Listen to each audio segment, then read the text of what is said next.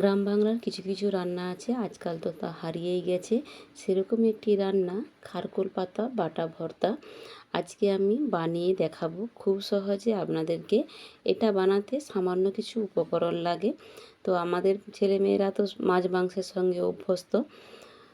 কিভাবে এটা বানাতে হয় শুরু থেকে শেষ পর্যন্ত দেখলে খুব সহজে বানিয়ে বাড়ির সবাইকে খাওয়াতে পারেন।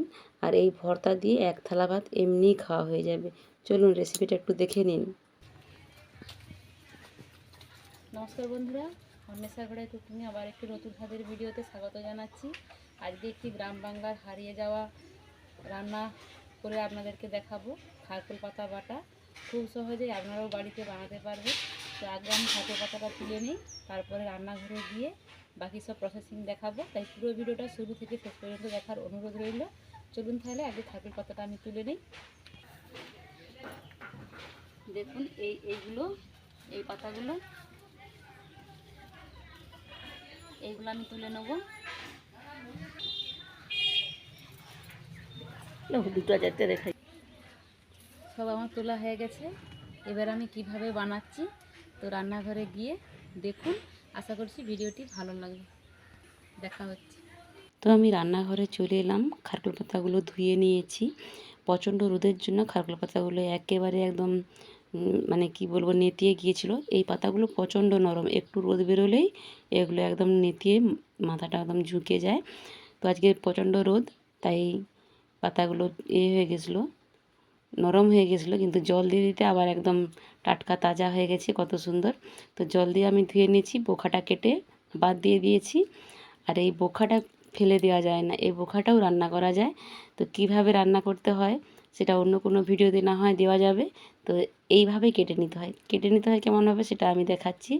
এই যে এইভাবে কেটে নিতে হয়, ছোটো ছোটো করে কেটে নিয়ে কাঁকড়া কিংবা চিংড়ি মাছ দিয়ে রান্না করলে খুব অপূর্ব লাগে খেতে। তো চলুন তাহলে রেসিপিটা আগে শুরু করি, বক বক বেশি করব না। তো খারকোল পাতাগুলোকে একদম মানে ডোকাটা নিয়ে নিয়েছি, শুধু পাতাগুলো নিতে হবে, এর ডাঁটিটা নেওয়া চলবে না। তাই আমি পাতা অংশটাকে নিয়ে নিচ্ছি, ডাঁটি অংশটাকে কেটে বাদ দিয়ে দিচ্ছি। আর পাতাটা দেখতে কেমন দেখুন, এরকম টাইপের একটা পাতা দেখতে। এটা বাজারে কিনতেও পাওয়া যায়, 5 টাকা আঁটি। বড় সাইজের আঁটি দিলে একটু 10 টাকা আঁটি হয়। হাটে আমাদের বাজারেও কিনতে পাওয়া যায়।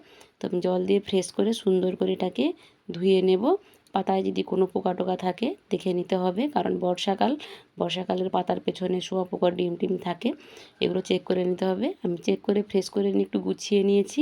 এবার হাত দিয়ে ভালো করে এটাকে ধরে নিয়েছি, নিয়ে একটা ছুরি নিয়েছি, ছুরির সাহায্যে পাতাগুলোকে ছোট ছোট করে টুকরো টুকরো করে কেটে নেবো। 1 ইঞ্চি মাপে কেটে নিচ্ছি, আপনারা আপনাদের পছন্দ মতো যেরকমভাবে কেটে নিতে পারেন। গোটা গোটা থাকলে বড় বড় থাকবে, তো তাই ছোট ছোট করে একটু কেটে নিচ্ছি।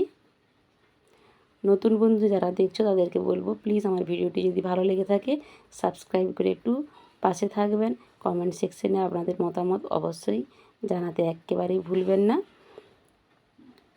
তো আমার কাটা হয়ে গেছে, আমি একটা পাত্রে আবারও তুলে নিলাম।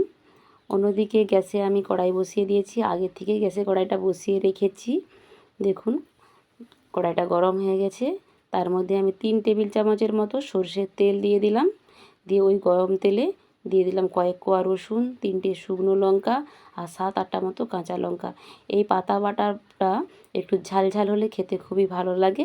আপনারা যদি রসুনের পরিমাণ আরও বাড়াতে চান কোনো অসুবিধে নেই, আর লঙ্কাও যদি বেশি করতে চান তাও অসুবিধে নেই, পাতার পরিমাণ অনুযায়ী আপনারা কম বেশি করতে পারেন। এবার আমি পাতাগুলো দিয়ে দিচ্ছি, পাতাগুলো দেওয়ার পর একটু নাড়াচাড়া করে নিচ্ছি। একটু নাড়াচাড়া করে নেওয়ার পর পাতাগুলো একটু কমে গেছে, তারপর আমি লবণটা দিচ্ছি। আর পাতাগুলো দেওয়ার সঙ্গে সঙ্গে লবণটা দিলে বেশি লবণ হয়ে যেতে পারে, কারণ অনেকটা পাতা লাগছে। আমরা ভাবলাম সেই অনুযায়ী লবণ দিয়ে দিলাম, কিন্তু পাতাটা কমে যাওয়ার পর লবণটা দিলে লবণের পরিমাণটা ঠিক থাকে। তো পাতাটাকে একেবারেই ভাজা ভাজা করে নিতে হবে। দেখুন বেশ কিছুক্ষণ ধরে নাড়াচাড়া করে নেওয়ার পর একবারে ঝরঝরে ভাজা ভাজা করে নিয়েছি। এবার এটাকে আমি তুলে নেব। একেবারে মচমচে টাইপের একটু ভাজা ভাজা করতে হবে। আমি যেরকমভাবে করছি সেরকমভাবে দেখে আপনারাও করুন, দেখবেন খুব সহজেই বানাতে পারবেন। এটা খেতে সত্যি অপূর্ব লাগে। তো আমার দেখুন 1 বাটি হয়েছে কত পাতা, তার মধ্যে 1 বাটি হলো। এদিকে আমি শিলে ঢেলে ঠান্ডা করে নিয়েছি, শিলপাটা বেটে নেবো। আপনারা চাইলে মিক্সার গ্রাইন্ডারও বাটতে পারেন, কোনো অসুবিধে নেই।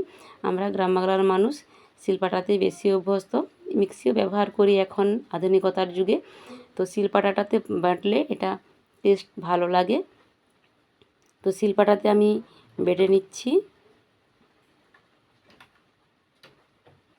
একবার আমার বাটা হয়ে গেছে, আরেকবার বাটছি। সামান্য একটু চিনি দিয়েছি, চিনি দিলে ঝাল নোনতা তার সাথে একটু হালকা মিষ্টি লাগলে এর স্বাদ অপূর্ব লাগে, খেতেও খুবই ভালো লাগে। তো আমার বাটা হয়ে গেছে, এবার আমি শিল থেকে এটাকে সুন্দর করে তুলে নেব। একদম মিহি করে বাটতে হবে, একটু দরদরা টাইপের বাটলে ভালো লাগে না খেতে। তোমার বাটা হয়ে গেছে। ওপর দিক থেকে আবার একটু 1 চামচ কাঁচা সরষের তেল দিয়ে দিলাম। যে কোনো ভর্তাতে কাঁচা সরষের তেল দিলে তার স্বাদটা আরও একটু বেড়ে যায়। তো আমার বাটা হয়ে গেছে, আমি একটা প্লেটে তুলে নিচ্ছি। আমার প্লেটে তোলা হয়ে গেছে। ওপর দিয়ে শুকনো লঙ্কা ভেজেছিলাম তার দুটো যে রেখে দিয়েছিলাম উপরে দিচ্ছি, আর দুটো রসুনের কোয়া দিয়ে সাজিয়ে নিয়েছি, আর অন্যদিকে কর্তামশাইকে দিয়ে পরিবেশন করে দিলাম। তো আমার রেসিপিটি কেমন লাগলো অবশ্যই কমেন্ট সেকশনে জানাবেন। আবারও বলছি, নতুন বন্ধু হলে আমার পাশে থাকবেন। সবাই সুস্থ থাকুন, ভালো থাকুন। আজকে বিদায় নিচ্ছি, আবারও দেখা হবে আবার নতুন কোনো একটা ভিডিওতে। তো কর্তামশাই কোনো কথাই বলছে না। তো টাটা, দেখা হচ্ছে আবারও পরবর্তী ভিডিওতে।